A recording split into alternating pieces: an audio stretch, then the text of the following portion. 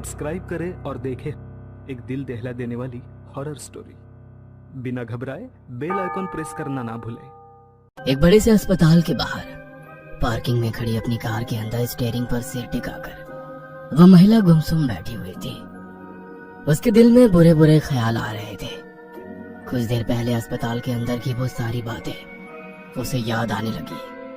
कुछ देर पहले अस्पताल के गलियारे से चलते हुए वो आईसीयू रूम तक पहुंच गई। आईसीयू कमरे के दरवाजे के ऊपर लगे कांच से उसने अंदर झांक कर देखा। उसका पति बेहोशी की हालत में बेड पर पड़ा हुआ था। उसकी तरफ देखते ही पल भर के लिए उसका दर्द के मारे जोर से चीखना, चिल्लाना, बेबस होकर मौत की भीख मांगना, सब कुछ नजरों के सामने आ रहा था। अब वो बेहोश पड़ा था क्योंकि डॉक्टर ने उसे नींद का इंजेक्शन या बेहोशी की दवाइयां दी थी। पर जैसे ही दवाइयों का असर खत्म होकर वह होश में आएगा, फिर से उसकी वही कलेजा कांपने वाली चीखें शुरू हो जाएगी। आज 2 दिन हो गए थे वो अस्पताल के बेड पर ऐसे ही पड़ा हुआ था और डॉक्टरों ने अब तक उसे कुछ भी कहा नहीं था। फिर भी डॉक्टरों की परेशानी वो समझ चुकी थी। अभी तक उसकी बीमारी का पता डॉक्टर नहीं लगा पाए थे, पर अब वो जान चुकी थी कि उसका पति किसी ऐसी बीमारी से ग्रसित था जो आम इंसान की पहुंच से और इलाज से भी बाहर थी। उसका दिल भर आया, आंखों से पानी छलकने लगे। अपने पल्लू से आंखें पोंछकर वो डॉक्टर साहब की केबिन के अंदर गई। देखिए, अपने आप को संभालिए। हम अपनी तरफ से पूरी कोशिश कर रहे हैं। वैसे जल्दी ही रिपोर्ट आ जाएगी। अपने इसी रूम में बैठे हुए बुजुर्ग डॉक्टर अपने सामने कुर्सी पर बैठी उस बेहद खूबसूरत महिला को समझा रहे थे। डॉक्टर साहब, चाहे कुछ भी कीजिए, चाहे जितना पैसा खर्च हो मैं दे दूंगी, पर मेरे पति को बचा लीजिए। मैं आपके आगे हाथ जोड़ती हूँ। और वो महिला हाथ जोड़कर उनके सामने सिसकियां लेने लगी। देखिए, हम अपनी तरफ से पूरी कोशिश कर रहे हैं, आप भरोसा रखिए।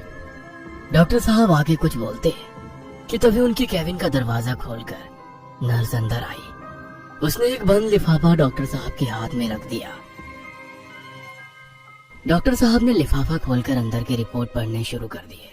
रिपोर्ट पढ़ते वक्त वो हैरान परेशान नजर आ रहे थे। एक एक रिपोर्ट को 2-3 बार देख चुके थे। वह महिला डॉक्टर साहब के परेशान चेहरे की तरफ देखकर और ज्यादा घबरा गई। वह डरी सहमी महिला को समझ में नहीं आ रहा था कि डॉक्टर साहब क्या कहने वाले हैं। क्या बात है डॉक्टर साहब, वो ठीक तो हो जाएंगे ना? अरे आप परेशान मत होइए, आप कल से यहीं पर हैं। आप घर जाइए और फ्रेश होकर आइए। आप काफी थक गई हैं। हम कल सुबह बात करेंगे, ठीक है? डॉक्टर साहब की बात मानकर वह केबिन से बाहर निकले और दरवाजा बंद कर लिया। पर दरवाजे पे लगे कांच से जाते जाते उसने अंदर देखा तो डॉक्टर साहब कुछ परेशान होकर नर्स से बात कर रहे थे और किसी की आवाज से वो अपने ख्यालों से बाहर निकली। मैम साहब, जरा गाड़ी आगे लेंगी? अस्पताल का सिक्योरिटी गार्ड उसे कुछ कह रहा था। उसने कार स्टार्ट की और उदासी भरे चेहरे से अपनी कार लेकर घर के लिए निकली। रात के करीब 10 बजे होंगे। शहर की आवाजाही से दूर अपने आलीशान बंगले के गेट के सामने आकर उसने हॉर्न बजाया। एक बुजुर्ग महिला ने गेट खोल दिया। अपनी कार दूसरी कार के पीछे लगाकर वो कार से उतरी और बंगले के सामने बने लॉन में रखी एक कुर्सी पर आकर बैठ गई। उसने अपने पल्लू के नीचे हाथ में कुछ छुपा कर रखा था। अपनी नौकरानी की तरफ देखते हुए उसने कहा, आज काफी ठंड है, जरा आग जलाओ ना। जी मैम साहब। वो नौकरानी सूखी लकड़ियां लाने पास ही के कमरे में गई।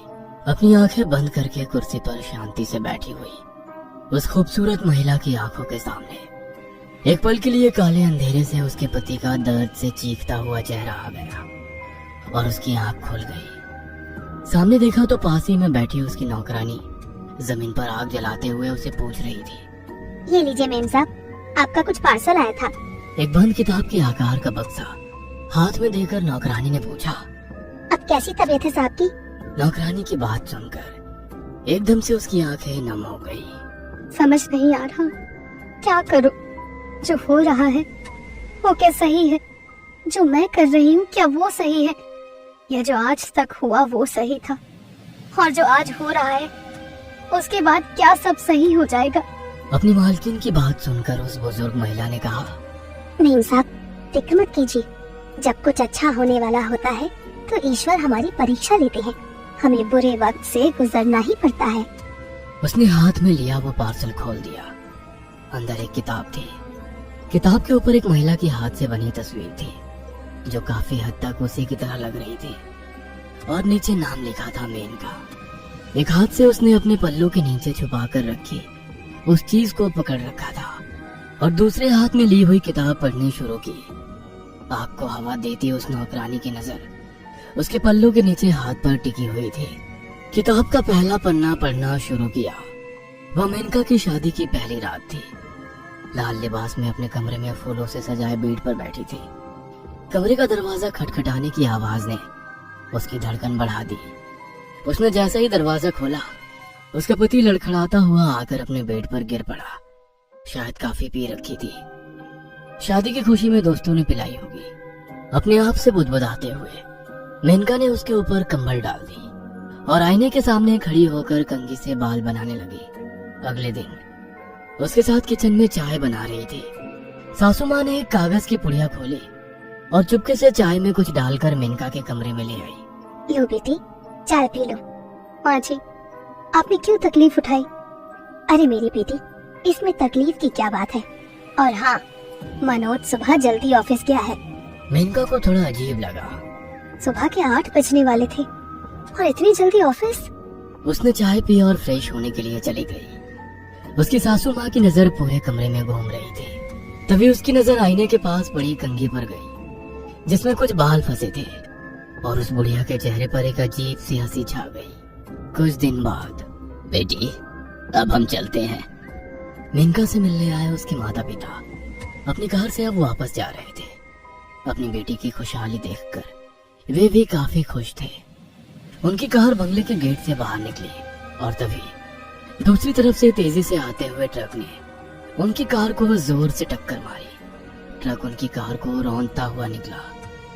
अपने माँ बाप की दर्द भरी चीखों से मेनका का कलेजा फट गया। वो दौड़ती हुई उनकी तरफ जाने लगी, पर अगले ही पल उनकी कार का ब्लास्ट हो गया और उसकी आंखों के सामने ही उसके जख्मी माँ बाप जलती आग में झुलसकर मारे गए। अपनी आंखों से इस खौफनाक हादसे को देखकर मेनका वहीं पर बेहोश हो गई। इस बात को कुछ दिन बीत गए थे, पर वो अभी तक उस हादसे से उभरी नहीं थी। एक रात वो अपने कमरे में सोई थी। रात के 2 बजे होंगे। उसे एकदम से वो हादसा आंखों के सामने आ गया और जोर से चीखती हुई वो नींद से जाग गई। उसे इस तरह चीखकर उठता देखकर मनोज को काफी गुस्सा आ गया। उसने जोर से गाल पर थप्पड़ मारा और उसके बाल पकड़कर गुस्से में कहा, अच्छा होता तू भी मारी जाती, कम से कम मुझे छुटकारा मिलता। अपने पति की वो दिल तोड़ने वाली बात सुनकर मेनका की आंखों से आंसू बहने लगे, पर वो वैसे ही बेड पर पड़ी रोती रही। लग रहा था माँ बाप होते तो दिल का दर्द उन्हें बताती, पर भगवान ने उन्हें पहले ही छीन लिया था। कि तभी उसे अपनी बेडरूम के दरवाजे के बाहर किसी की हलचल महसूस हुई। आंसू पोंछकर वो बेड से उठी और उसने धीरे से बेडरूम का दरवाजा खोला और बाहर झांक कर देखा तो उसकी सासू माँ घर से निकलकर पीछे वाले गोदाम की तरफ जा रही थी, पर उसने ज्यादा ध्यान नहीं दिया। वह दरवाजा बंद कर दोबारा अपने बेड पर लेट गई। कुछ दिन बाद शादी की पहली सालगिरह थी। उसने लाल साड़ी पहनी थी। बालों में सजाए रजनीगंधा के गजरे की धीमी खुशबू हवा में फैली हुई थी। मनोज की पसंद का खाना उसने बनाया था, पर रात के 10 बजने के बाद भी मनोज घर नहीं आया। इंतजार करती रही। न जाने कब डाइनिंग टेबल पर ही उसकी आंख लग गई। गाड़ी की आवाज सुनकर उसकी नींद खुल गई। खिड़की से झांक कर देखा तो मनोज आया था। करीब रात के 12:30 बज गए थे। उसने जल्दी जल्दी खाना गर्म किया। तब तक मनोज कुर्सी पर आकर बैठ गया। उसने मनोज की प्लेट में खाना परोसा और पानी दे रही थी, पर पानी का ग्लास से थोड़ा पानी मनोज की शर्ट पर गिरा। गुस्साए मनोज ने चमड़े की बेल्ट से उसे बुरी तरह से पीटना शुरू किया। मेनका की दर्द भरी चीखें सुनकर उनकी नौकरानी अपने कमरे से दौड़ते हुए आई, पर मेनका की हालत और मनोज का गुस्सा देखकर वो बिना कुछ बोले वापस चली गई। मनोज सो गया था, पर मेनका डाइनिंग टेबल पर बैठी अभी भी सिसकियां ले रही थी। उसके कंधे पर किसी ने हाथ रख दिया और उसने आंसू भरी नजरों से मुड़कर देखा। उसकी नौकरानी पीछे खाने की थाली लेकर खड़ी थी। मालकिन, कुछ खा लीजिए। इसके बजाय जहर खिलाएंगी तो आपका एहसान होगा। मरना चाहती हो? नहीं मर सकती। आपको ना मरने की इजाजत है, ना यहाँ से भागने की। अपने नौकरानी की बात सुनकर वो काफी हैरान हो गई। आप ऐसा श्राप क्यों दे रही हैं? श्राप नहीं दे रही, बल्कि तुम्हें हकीकत से रूबरू करा रही हूँ। इतना कहकर उसने मालकिन का हाथ पकड़ा और घर के दरवाजे से बाहर ले आई। घर के पीछे बने गोदाम का दरवाजा खोला। अंदर टूटी फूटी कुर्सियां, टेबल, अलमारियां, काफी सामान बिखरा पड़ा था। दीवार पर लगा लाइट का स्विच ऑन कर दिया और दोनों संभल कर भीतर की ओर चलने लगे। आगे चल रही